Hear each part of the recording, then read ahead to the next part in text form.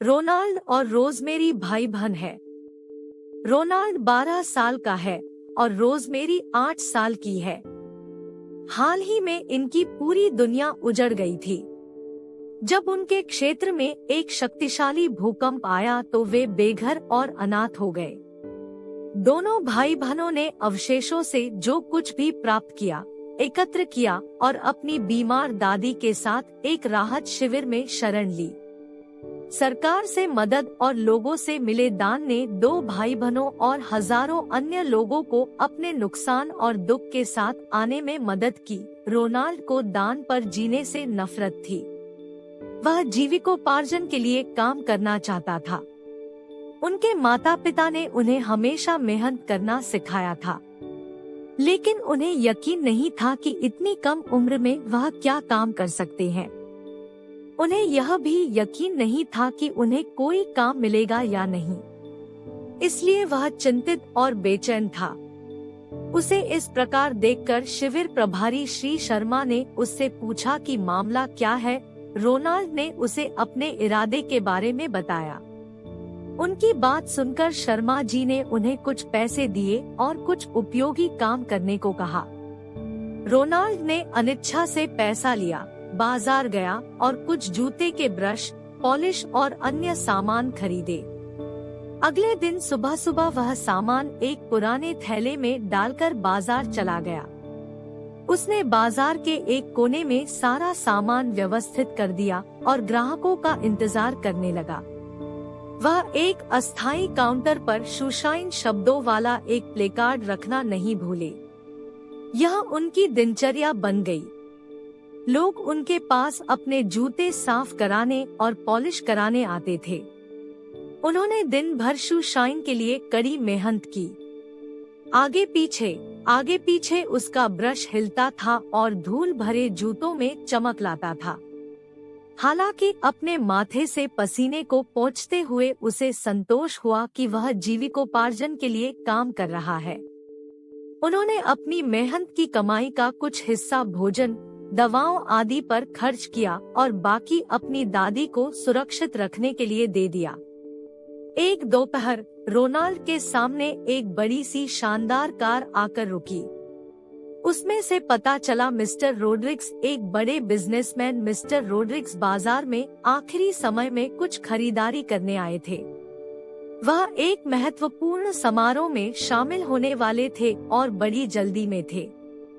अपनी हड़बड़ी में उसने एक पोखर में कदम रखा और अपने जूतों को मैला कर दिया, इसलिए उन्हें शू शाइन काउंटर पर जाना पड़ा। रोनाल्ड ने तुरंत जूतों को झुकाया और उन्हें ब्रश से साफ किया। रोड्रिग्स ने उसके गोद में 50 रुपए का नोट गिरा दिया और बाजार की भीड़ के बीच तेजी से गायब हो गया। 15 मिनट बाद वह लौटा, अपनी कार में बैठा और तेजी से चला गया। इस बीच चूंकि कोई काम नहीं था, रोनाल्ड ने फैसला किया कि वह घर वापस आ जाएगा। इस बीच जैसा कि कोई काम नहीं था, रोनाल्ड ने फैसला किया कि वह घर शिविर में जल्दी लौट आएंगे।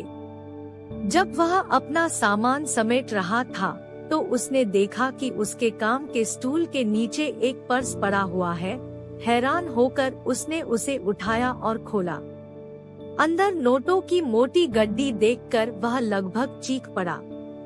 आगे क्या करना है यह न जानते हुए उसने तुरंत पर्स बंद कर दिया, उसे अन्य चीजों के साथ बैग में रख दिया और जल्दी से घर चला गया।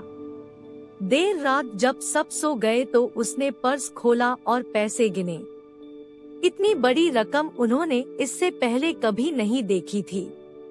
फिर कई कागजों के बीच उसने विजिटिंग कार्ड देखे।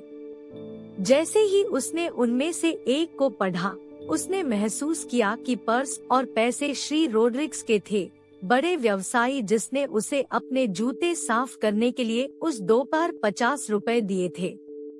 रोनाल्ड पूरी रात सो नहीं सका। वह सोचता रहा।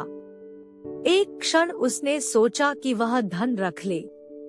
उसे थोड़ा थोड़ा करके भोजन, दवाइयाँ, कपड़े और अन्य चीजों पर खर्च करना चाहिए। हालांकि अगले ही पल वह अलग तरह से सोचना शुरू कर देगा। वह सोचा, पैसा रखना उचित होगा। पैसा मेरा नहीं है। रात भर बिस्तर पर करवटें बदलता रहा। नींद और चैन दोनों ही दूर रहे। उनकी जन्मजात ईमानदारी उन्हें चैन से नहीं बैठने देती थी। अगली सुबह उसने जल्दी से अपने दैनिक काम पूरे किए और रोड्रिक्स होम की ओर चल दिया। वह जानता था कि रोड्रिक्स कहाँ रहता है, क्योंकि उसने विजिटिंग कार्ड से पता नोट कर लिया था। जब रोनाल्ड मिस्टर रोड्रिक्स के घर पहुँचे तो सज्जन अपने विशाल हरे लॉन में नाश्ता कर रहे थे। उसने तुरंत रोनाल्ड को पहचान लिया। रोनाल्ड ने उसे पर्स सौंप दिया और बताया कि यह कैसे उसके पास आया। सारे पैसे और कागजात जस के तस देकर रोड्रिक्स हैरान रह गए और उनसे पूछा, क्या आप जानते हैं कि पर्स के अंदर क्या है? रोनाल्ड ने जवाब दिया, मैं निश्चित रूप से करता हूँ सर। रोनाल्ड की ईमानदारी के कार्य ने रोड्रिक्स को चकित कर दिया। ऐसा इसलिए था क्योंकि ज्यादातर समय वह रिश्वत मांगने वाले भ्रष्ट अधिकारियों से निपटने के आदी थे। बेईमान व्यवसायी जिन्होंने व्यापारिक सौदों में धोखा दिया और कर धोखाधड़ी और लालची रिश्तेदार जिनके लिए धन संचय करना जीवन भर की महत्वाकांक्षा थी। उसने प्यार से कहा, बेटा बैठ जाओ और मुझे अपने बारे में सब कुछ बताओ। रोनाल्ड ने एक कुर्सी पर बैठकर उन्हें अपने हालात के बारे में बताया। रोड्रिक्स बहुत प्रभावित हुए। उसने रोनाल्ड को गले लगाया और उससे कहा कि वह अगले दिन दादी और बहन को मिलने के लिए अपने घर ले आए। इतना ही नहीं, उन्होंने रोनाल्ड से कहा कि वे और उनका परिवार जब तक चाहे उनके नौकरों के क्वार्टर में रह सकते हैं। उसने उनकी और उनकी बहन की शिक्षा का भी ध्यान रखने का वादा किया। नैतिक शिक्षा ज्ञान की पुस्तक में ईमानदारी पहला अध्याय है। इसलिए हमें हमेशा ईमानदारी से काम करना चाहिए।